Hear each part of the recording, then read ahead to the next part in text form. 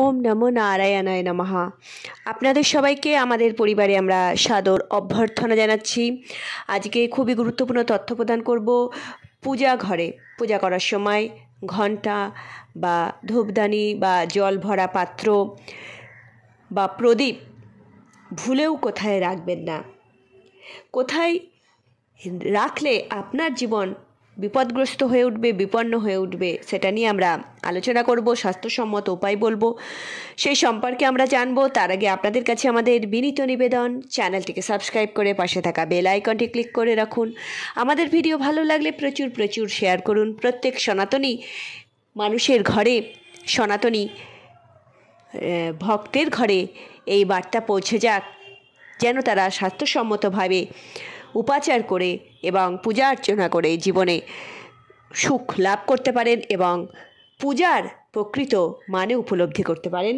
সেটা সম্পর্কে আমরা আপনাদেরকে জানাচ্ছি, আপনারাও তাই সবাইকে জানান এবং অবশ্যই লাইক করবেন। আজকে আমরা স্বাস্থ্যসম্মত উপায় বলছি। আমাদের যে বৈদিক ধর্মগ্রন্থ আছে, সেই ধর্মগ্রন্থে পরিষ্কার বর্ণনা করা আছে, আমাদের শাস্ত্রে বর্ণনা করা আছে যে আপনি যখন পূজা করবেন তখন পূজা হয় উত্তরমুখী বা পূর্বমুখী হয়ে করবেন। কেননা আমরা জানি উত্তর পূর্ব কোণেই দেবতাকে স্থান দেওয়া উচিত, কেননা এটি ঈশান কোণ, দেবতার স্থান। পূজা ঘরের দিকেই করবেন, শ্রেষ্ঠ ফল লাভ করবেন। এবং যখন পূজা করতে বসবেন তখন আপনি ঘণ্টা, তারপরে ধূপদানি, জল ভরা যে পাত্র, অবশ্যই জল ভরা পাত্র রাখবেন। জল ভরা পাত্র পুণ্যতার প্রতীক। সর্বদা জল ভরে রাখার চেষ্টা করবেন, যেন কম না হয়, তাহলে আপনার জীবনে সুখ সমৃদ্ধি পূর্ণতা লাভ করবে না। তাই জল ভরা পাত্র অবশ্যই কী করবেন, পূর্ণ করে রাখবেন। ঘণ্টা, ধূপদানি এবং এই যে পাত্র, জল ভরা পাত্র, এটি আপনার ডান দিকে রাখবেন। ভগবানের বাঁ দিকে রাখবেন, আপনার ডান দিকে রাখবেন। ভগবানের বাঁ দিক মানে হচ্ছে বাম দিক, মানে আপনার ডান দিক। আবারও বলছি, ঘণ্টা, ধূপদানি এবং জল ভরা পাত্র অবশ্যই আপনার ডান দিকে রাখবেন, ভগবানের বাঁ দিকে রাখবেন। আপনি তেলের প্রদীপ যদি প্রজ্বলন করেন, সেটি সর্ষের তেল হোক বা তিল তেল হোক বা চামেলি তেল, যাই হোক না কেন, সেটি সর্বদা আপনার ডান দিকে রাখবেন। এবং ঘিয়ের প্রদীপ যখন আপনি প্রজ্বলন করবেন তখন আপনি সেটি কী করবেন, সেটি আপনি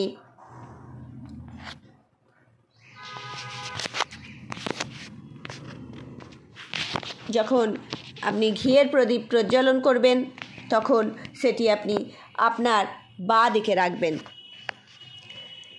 জল ভরা শঙ্খ অবশ্যই আপনার পূজাপাঠে সামিল করবেন, পূজাপাঠে অবশ্যই রাখবেন। এটি আপনার বাঁ দিকে রাখবেন, অর্থাৎ ভগবানের ডান দিকে রাখবেন।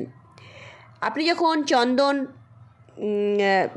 তৈরি করবেন, অর্থাৎ ঘষবেন, চন্দন কাঠ দিয়ে যখন চন্দন বাটাতে চন্দন ঘষবেন, সেটি আপনি যখন কেশর এবং কর্পূর মিশিয়ে চন্দনটাকে বাটবেন, কেননা কেশর এবং কর্পূর মিশ্রিত চন্দন শ্রেষ্ঠত্বের ফল প্রদান করে, শ্রেষ্ঠত্ব ও এনে দেয়।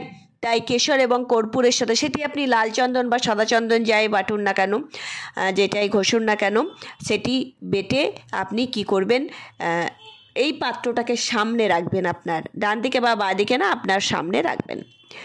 যখন আপনি নৈবেদ্য ভগবানকে আপনি যখন ভোগ নিবেদন করবেন তখন সর্বদা ভগবানের সামনে রাখবেন।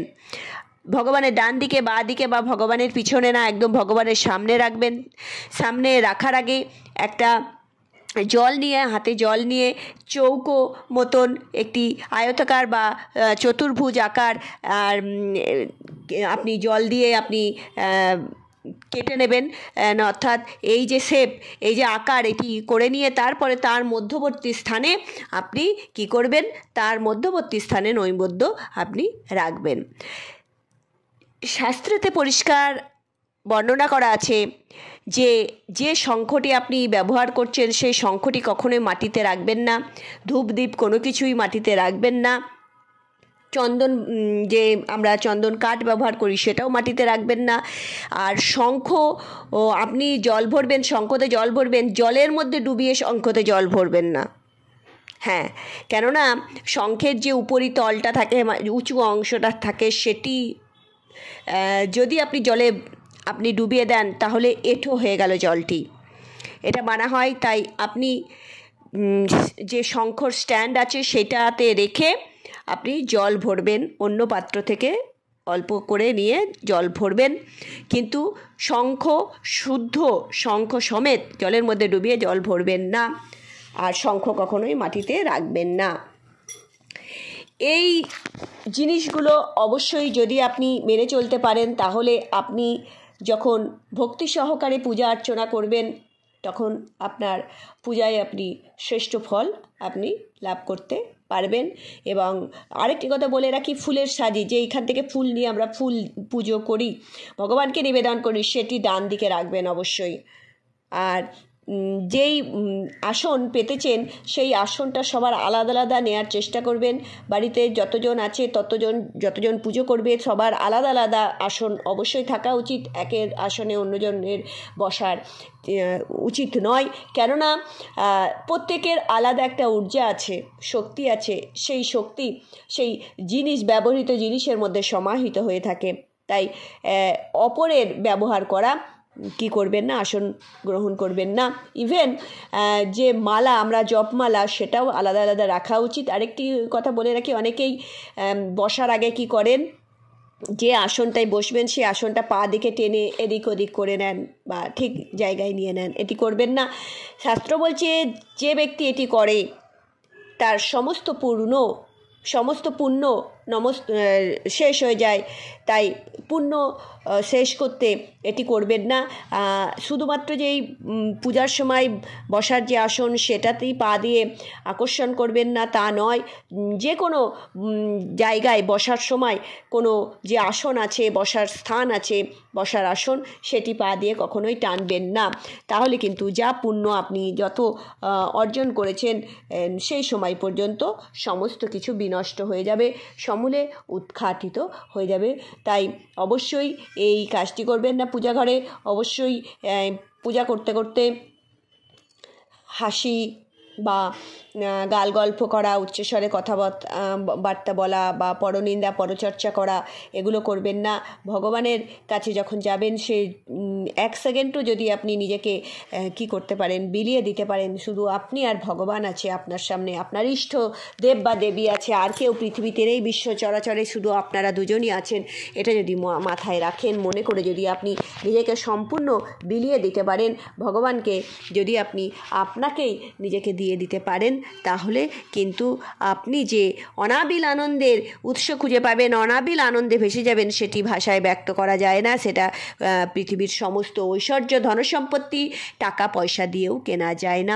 যারা এটা করতে পারেন তারাই জানেন কি অমূল্য রতন তারা অর্জন করতে পারেন। পরমাত্মার আমরা অংশ, তাই পরমাত্মার সাথে মিলনের যে আনন্দ, যে সুখ, সেটি যে শান্তি, সেটি যারা ভুক্তভোগী তারাই বোঝেন। তাই আপনারা অনাবিল আনন্দে কি হন, আপ্লুত হয়ে উঠুন এবং পরমেশ্বর পরমাত্মার কৃপা লাভ করুন, এই কামনাই করব। ভালো থাকবেন। হরি ওম।